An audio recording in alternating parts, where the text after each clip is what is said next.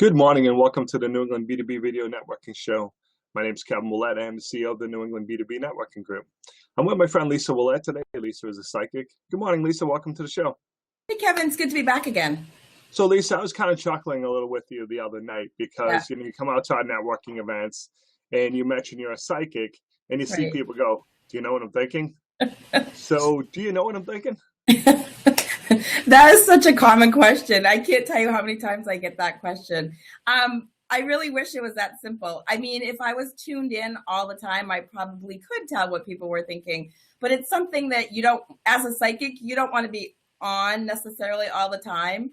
It's like a doctor out in public doesn't want to be getting asked medical diagnoses all the time. You kind of shut it down. So intuitively, when I'm out in a networking event or out with friends or out with family, I don't want to necessarily be on. So there's like a switch in your brain you can kind of shut down and you tell your guides or your angels, like, I don't want to be hearing information. So I can just enjoy socializing and networking and, just enjoy being out with friends and people and not necessarily hear, not that I can hear your thoughts, but if a guide were to come through and tell me information like, "Hey, Kevin, I think that, we were joking about this the other day.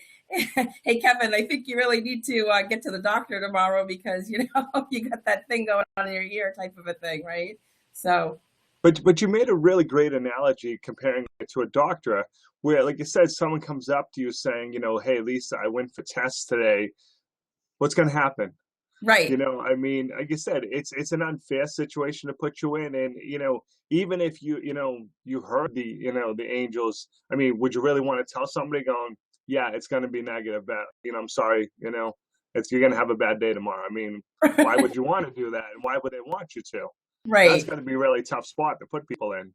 It is. It's, and the way my angels and guides work, and this is different for everybody, but I have a really good relationship with them. And even if there was bad information that was coming through, or I wouldn't even call it bad, but something that was, of consequence that you needed to get a medical diagnosis for, they wouldn't say it like, "Hey, you need to get to the doctor tomorrow. You're going to, you have a brain aneurysm," or something like that. It would be more like, "Hey, I'm hearing that you should probably get a checkup, or you should probably get a second opinion, or are you not feeling well? Maybe you could go to the doctor." They don't come through. I think people have this connotation that, psychics like to tell you you're going to die tomorrow or you're going to get into a car crash or whatever. And it's not like that. It's information that's always used for your highest good to help you in situations. But I'm not tuned in 24/7. My God, if I was tuned in 24/7, the voices in my brain would be, I would be shaking my head and kind of looking like a crazy person all the time. So I have to turn that off and turn it down.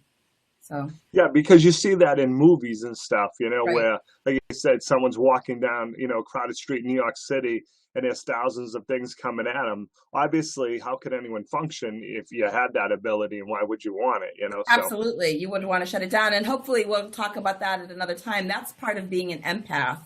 So a lot of psychics and a lot of non-psychic people are empaths too. And hopefully we can talk about that another time too, because that's huge. And I think a lot of people listening or watching will be able to relate to the empathic ability where you can sense and feel and tune into other people's energies. But yeah, it's something that I definitely don't want to be on all the time. So I would just assume enjoy talking with people that I'm meeting at networking events or out with family and friends and not know what's going on with them and just kind of, find out from their words and their mouth instead of, me tuning in. So I shut it down on a regular basis if I can.